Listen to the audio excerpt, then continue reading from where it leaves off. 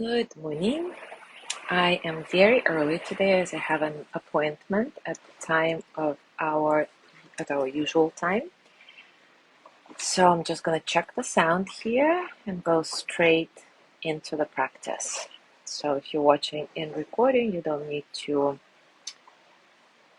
fast forward anyway. Let me just check the sound. Today as I have an appointment at Okay, the sound seems to be good.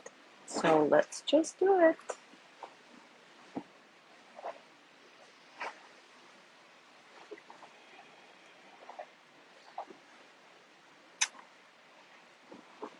So as we explore the real love in the next few weeks, we're focusing on love in our relationships, whether it's friends, family members, significant others, etc.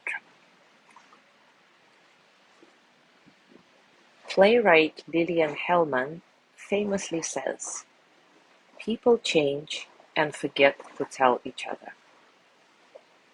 So in relationships, when we don't tell those we love about what's really going on, or listen carefully to what they have to say, all sorts of misunderstandings can arise. For example, we might conclude that a friend who appears sullen or distracted is angry with us, when in fact she is depressed or overwhelmed.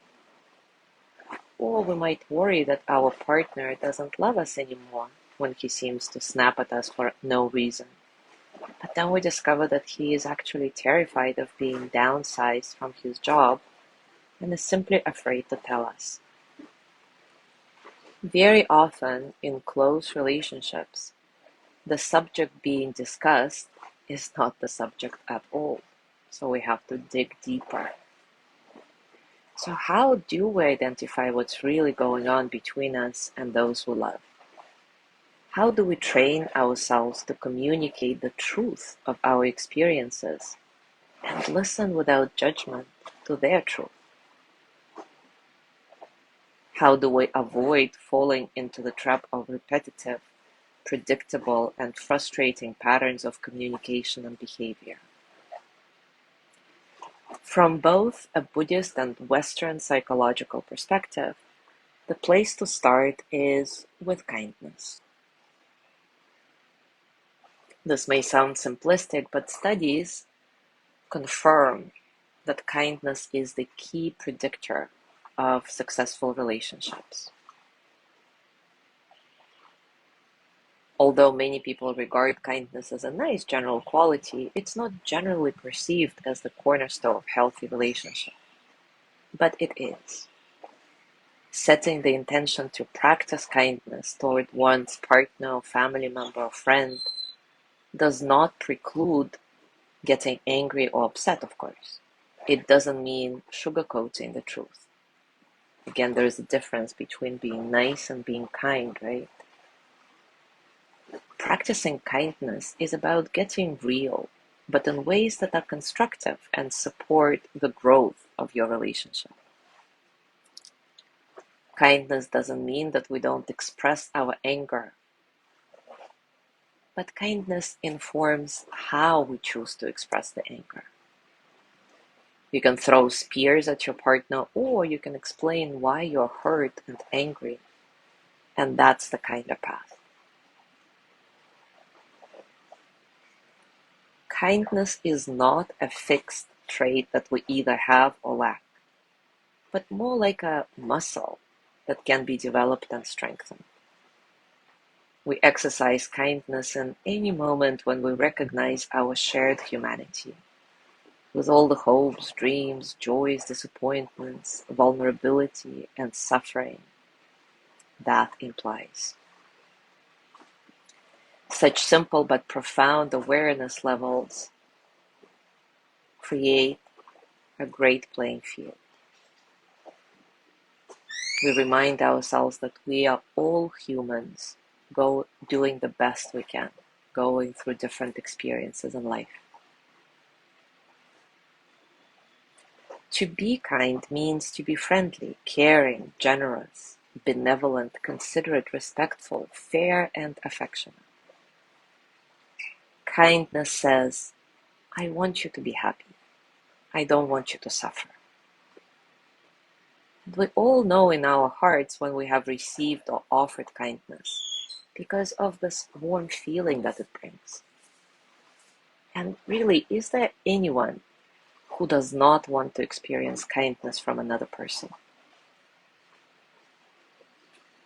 Kindness knows with exquisite wisdom when it is appropriate to say or do something, and it is found in the smallest details.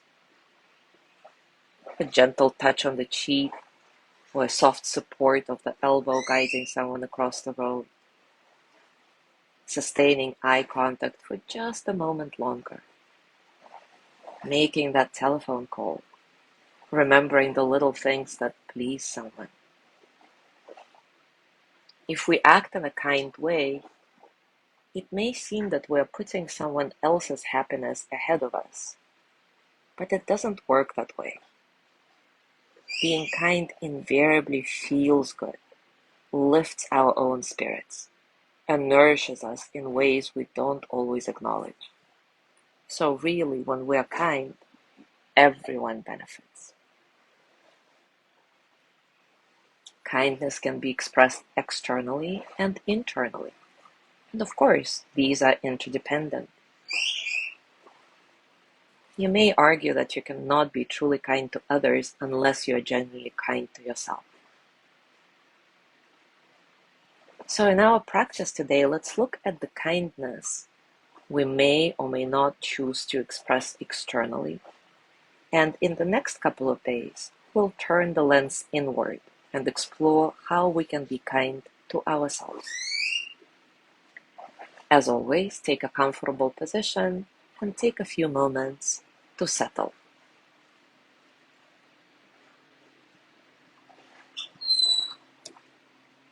Settle into your body, your heart, your mind. Settle into this moment, right here, right now.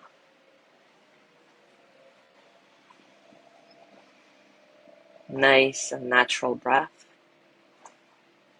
Being kind to yourself in your breath, not trying to make it perfect, just noticing how the breath flows in and out.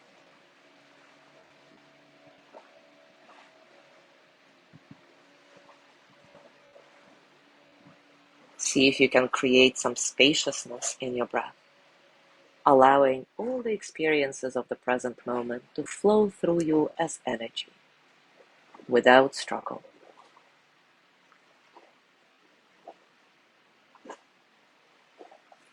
And now remember a situation that you've had when you may have not been kind to someone, when you have been unkind.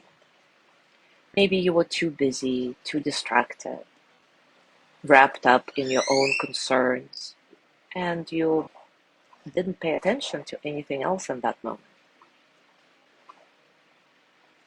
You didn't have the bandwidth to actively seek out an opportunity to support another being, person, or an animal. Just didn't have the bandwidth to be kind. Try to recreate the situation in your mind's eye and notice what you felt back then. What is your feeling in your body? What emotions come up? What thoughts? Can you remember what made you choose the path of unkindness? And is this something as important now as it was then?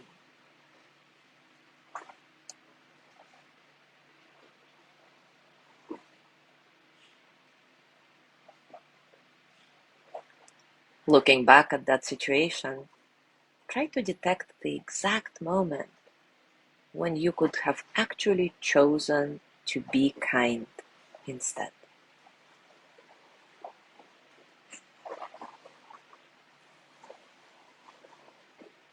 The Dalai Lama says, whenever possible, be kind. It is always possible. Whenever possible, be kind. It is always possible. So see if you can relive the situation right now in your mind, but acting kindly. Does choosing kindness make you feel any different in your body, in your heart, in your mind?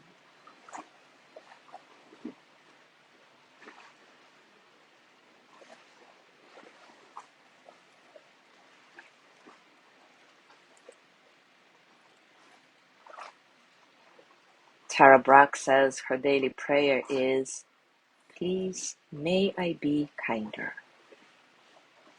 Please, may I be kinder." And research suggests that kindness is like a muscle that needs to be strengthened through repeated use.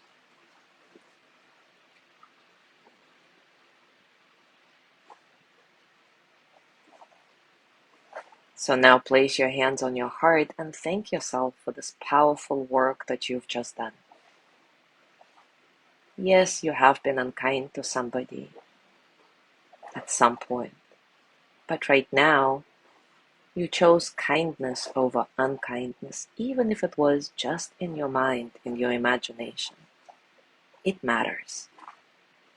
So send yourself the energy of gratitude for choosing kindness, for choosing to do this practice. And repeat after me silently or out loud. May I be filled with loving kindness. May I be well in body and mind. May I feel safe, protected, at ease. May I know deep, natural peace. May I be filled with loving kindness. May I be well in body and mind. May I feel safe, protected, at ease.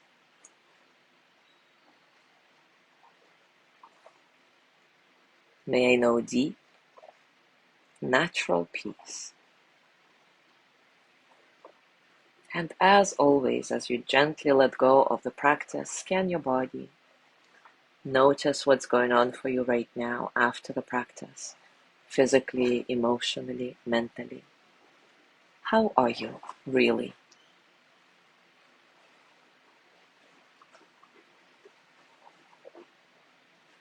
And as you go through your day today, I invite you to see if you can remember to put this theory into practice by doing some acts of kindness, however small they are. Maybe smiling at a person you don't know, saying something nice to your friend without any particular reason, taking a pause before you respond to an annoying email to see if there is some space for kindness there. And maybe include Tara Brach's prayer into your day.